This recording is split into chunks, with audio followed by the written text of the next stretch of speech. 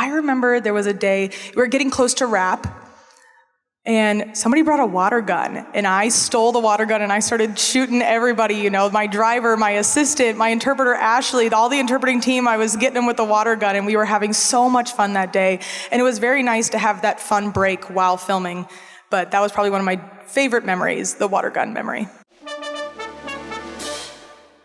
Please, let's welcome to the stage with all the lights on the phones, Miss Alaqua Cox. Come on out. Oh my gosh, I'm so happy to be here. I am beyond thrilled right now. I am beyond thrilled.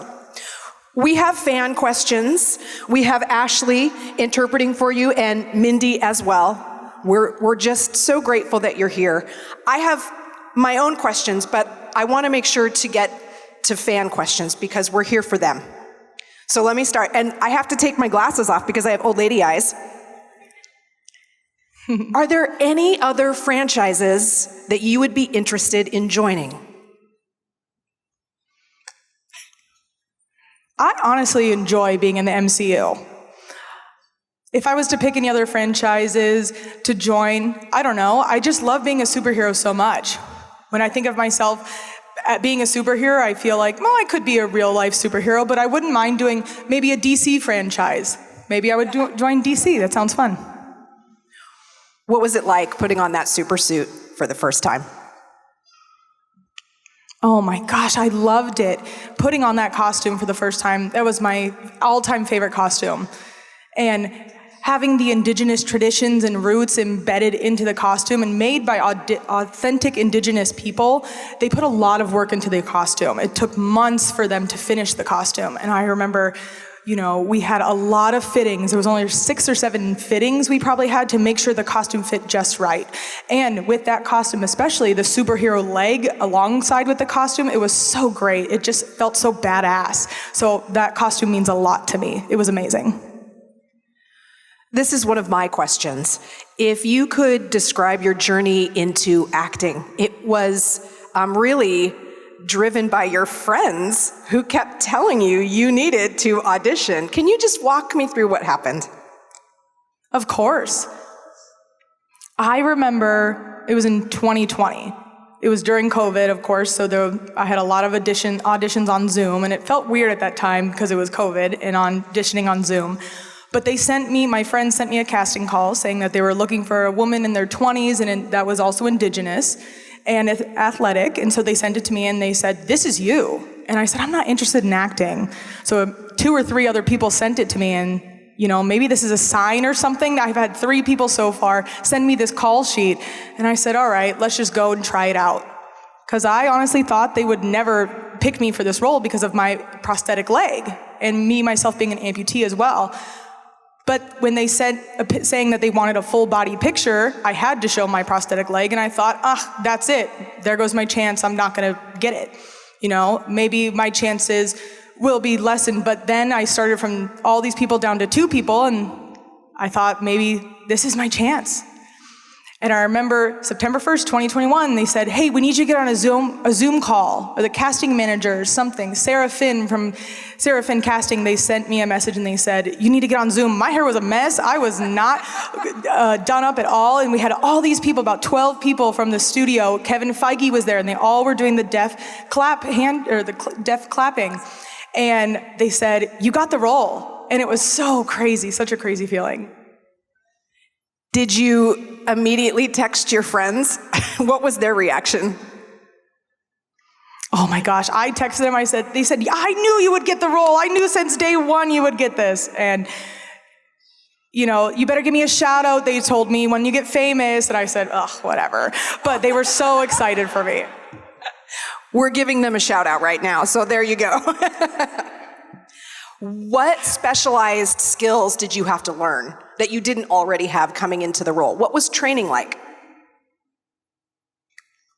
The training, like stunt training specifically, it was a lot of training involved in that. It was so fun though. The stunt team was the nicest, most patient people I have ever met. They were so nice. They took the time to learn ASL as well, so that was really nice of them. But I grew up playing different kinds of sports. I always loved doing active things. And it was very nice to be involved with an acting job, but also has a lot of activity in the role. So it was very, very fun. And it was crazy at the time because this show is full of action, fight scenes left and right, but I really enjoyed doing the stunt team and the practice with them, and they had a lot of patience with me throughout this whole process. How is your character different than you and similar to you?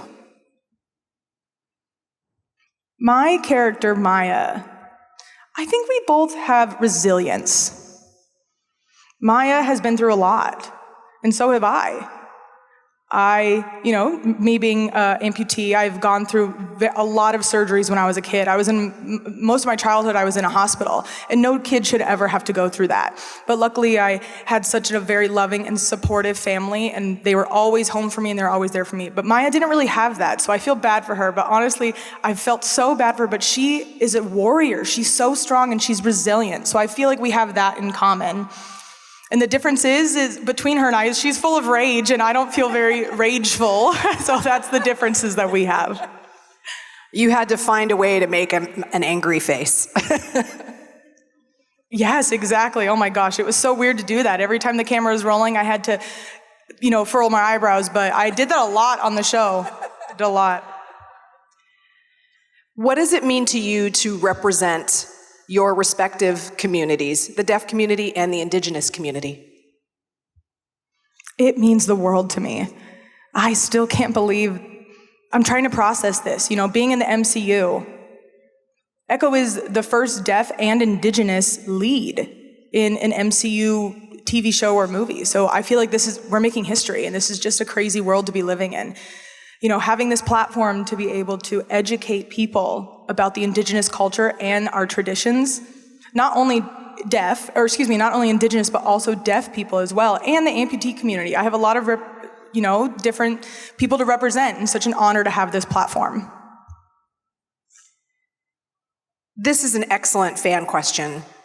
What is the most valuable lesson you learned through your experience working on Hawkeye and Echo? Definitely patience. I thought growing up when I was watching movies, that would be so quick. The acting is, you just do it really quick and it's done. But once you get behind the scenes, it takes a lot of work. For example, the train scene that we did, that took days, almost probably 2 weeks or something like that to film that.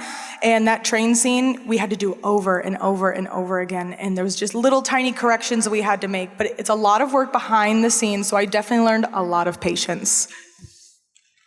Outside of the patience that you discovered in yourself, what were some of the other challenges being on set?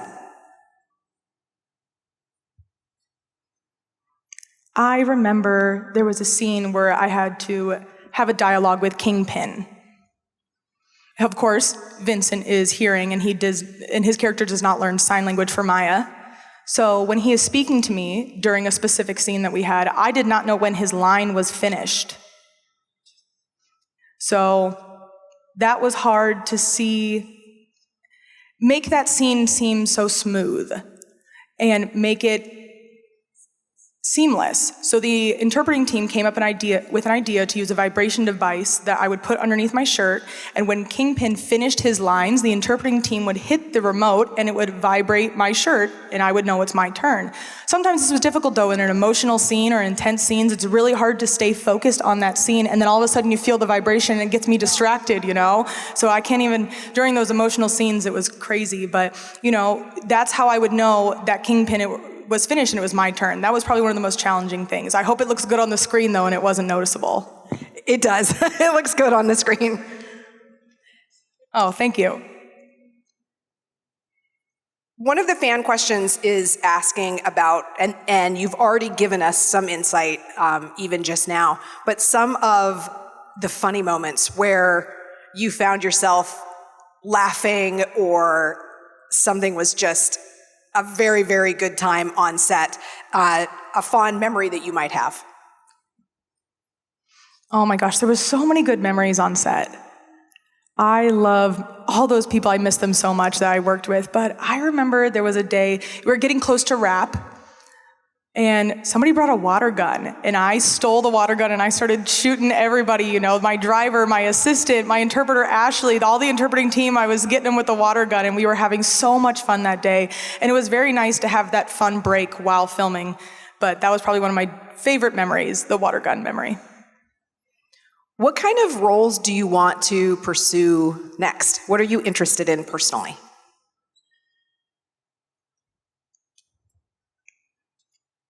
My management tends to find roles that are bad guy roles, and I'm like, I want to try something new. I wouldn't mind trying a comedy movie or even a horror movie. I love horror movies. I grew up watching them. My whole family thinks I'm so annoying with how much I love it. And they said, oh, the screams are so exaggerated on those movies. And it's like, no, it's captivating to me. I love it. I would love to be in a horror or comedy movie. Yeah, I'm kind of done with the bad guy role. I want to do something else. It's funny because often we'll hear actors on stage talk about how much they love playing villains and bad guys because the bad guy never knows they're bad and they're making choices, and it's interesting. So I love that you are quite the opposite and ready to rage into the rom-com world. That will be outstanding. Okay, so I hate horror movies. They keep me awake at night. What movies? I have to know. What are your faves? Yes, absolutely. Really? Oh my gosh. No, thank you. I have to know what you like. The Nun, the movie that just recently came out, I've watched it 2 times already. After watching The Nun, it did keep me up a little bit during the night, but I watched it sometimes in my house if my fiance is working and I'm home alone in the nighttime, I'll watch it, overnight, and I don't want to watch that by myself. I have to watch it with my fiance sitting next to me, so some movies are required to have somebody for protection. See? Why do we do this to ourselves? I don't like being afraid. I know. How has your life changed since you have found this level of fame and notoriety? I'm not a big fan of being in the public. I'm getting used to it, which is a good thing, but it just makes me so nervous.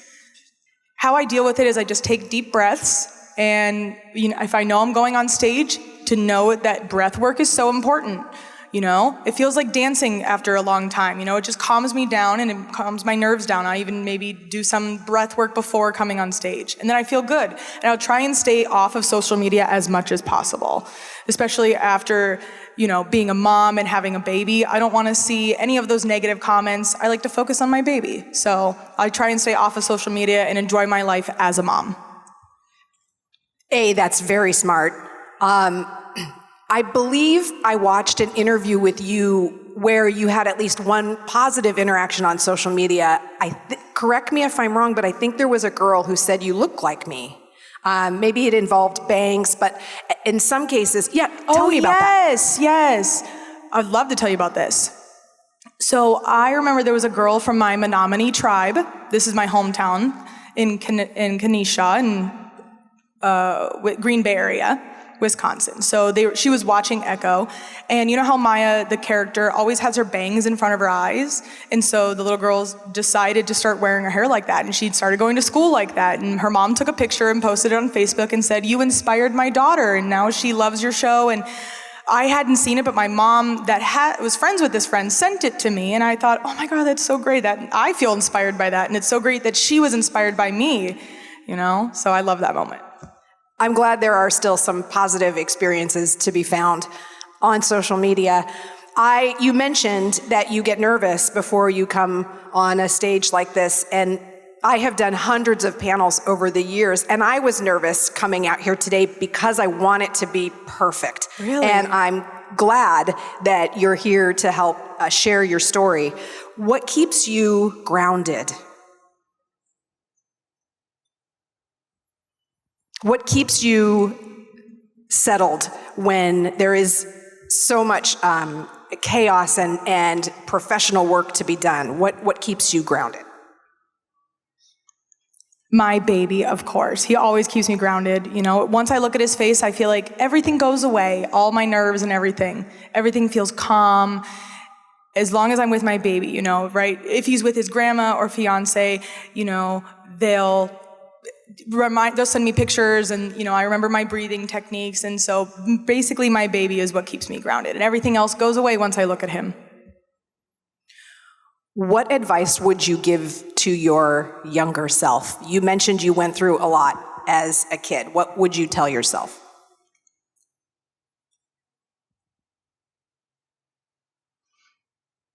I would tell my younger self, you are worth it. You are worthy, and you are capable, and you are powerful, and you can make anything possible, Because I'm an amputee, I'm deaf, I'm a person of color, and I'm on TV, and it feels like anything is possible for me. So I would tell my younger self, anything is possible. Keep going, work hard, aim for those dreams, you will succeed.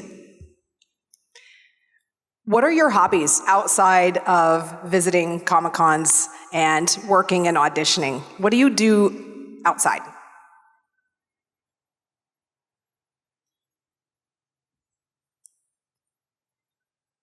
Do you cook? Right now, honestly, I'm a stay-at-home mom right now. So I don't do much other than take care of my son. It's nice to stay home with my baby. I really enjoy it. He's growing so fast, so I like watching him. But I do like to do a lot of scrapbooking as well right now, because I take a lot of baby pictures. I'll print them out. I'll draw little things on them, make creative, pages in a scrapbook. I like to scrapbook. So that's all I can think of at this exact moment. That's outstanding. I love that. When you were younger, correct me if I'm wrong, you spent a lot of time hunting and doing things outdoors. Have you had to put that on pause now because of what your life is like as a new mom and a very busy actor? Well, I did hunt when I was a little girl with my dad and my grandpa, but now, my grandpa's getting old. So he is staying in most of the time. My dad has passed away, so I stopped hunting many years ago. But yeah, I grew up hunting. I really enjoyed it, but not as much anymore. I don't feel like hunting anymore. That makes sense. I have a fan question. Other than Echo, who is your favorite superhero? That's an easy answer. The Hulk. Oh my gosh, I always loved watching his movie growing up with my dad, and I love the actor Mark Ruffalo as well. Oh, he's a huge advocate for the indigenous community.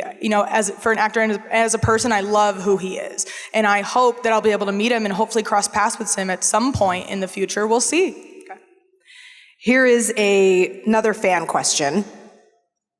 Do you have any advice for hearing people who would like to become more involved in the sign language community?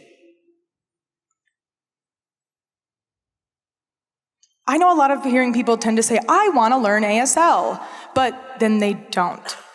So if you want to learn ASL, do it. There's an app called Livongo. It's an app, and of course it teaches sign language, and it's accurate sign language. I don't like hearing people on social media teaching sign, because their signs can be wrong. I would always suggest to people to get the app and download and use that app, or even learn from a deaf person. You don't want to look like a fool with using wrong sign language, right? So learn from a deaf person. How long were your days on set? Can you describe set life? Often I hear actors talk about 12, 16-hour days, being exhausted.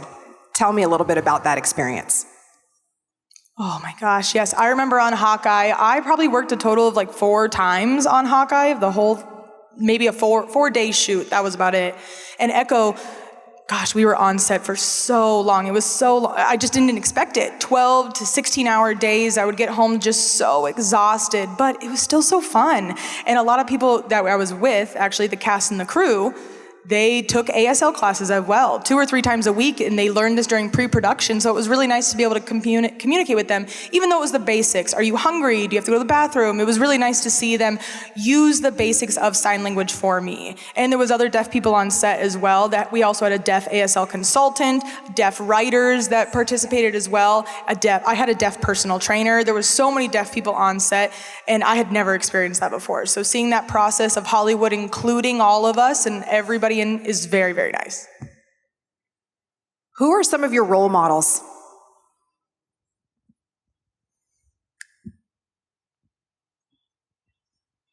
My dad, my parents, actually. That's probably the easiest answer. He was always there for me through my ups and downs, all of my childhood surgeries that I experienced.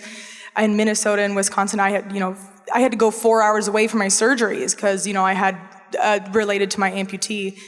And so he would go every month, and I grew up going to Minnesota and getting measured all the time at that doctor's office that was 4 hours away at least once a month. And so it was a lot of miles for my parents to have to drive, and they were there for me through the whole thing. They're definitely my role models. And also being bullied in school, I would go home and I'd be so sad, and they'd give me positive words of encouragement, and they'd say, ignore them, they're just jealous, all those kinds of things that people say, but they were just so great to me. My parents are definitely my biggest role models.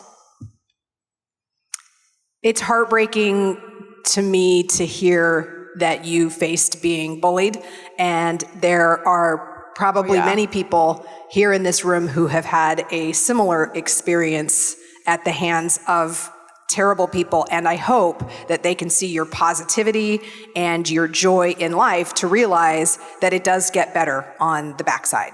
And hopefully for everyone out there who is experiencing something similar, you can see that you can come out shining on the other side.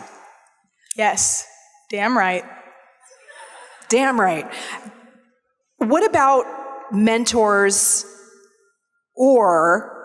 and actors you respect, people who are either guiding you directly or people whose careers you're following?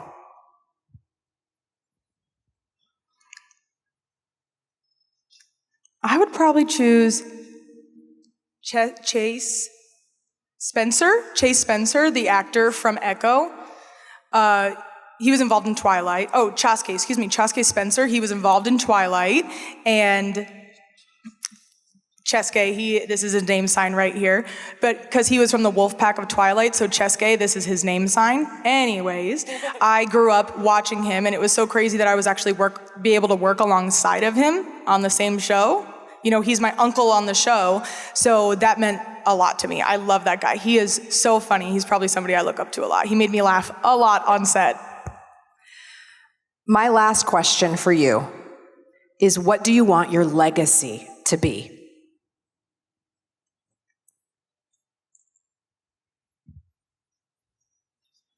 That's a good question. Oh my gosh. I want people to remember me always as being nice, kind-hearted, caring, and valued for who I am. I just want to be nice to everybody, and I want people to know that I am too. That's it. This has been an incredible joy. Can I take a selfie with you, and then we'll have everyone get their camera lights up behind us? I would love to see the lights, everyone, while we take this selfie. Alaqua, will you stand up for me and come here? This is gorgeous. There we go. Oh, brilliant, you guys. Please give it up for Alaqua Cox. Thank you so much. Thank you. Hi, this is Maisie Richardson-Sellers, and you are watching Fandom Spotlight. Be a legend and hit that like button, and most importantly, have fun and follow your fandom.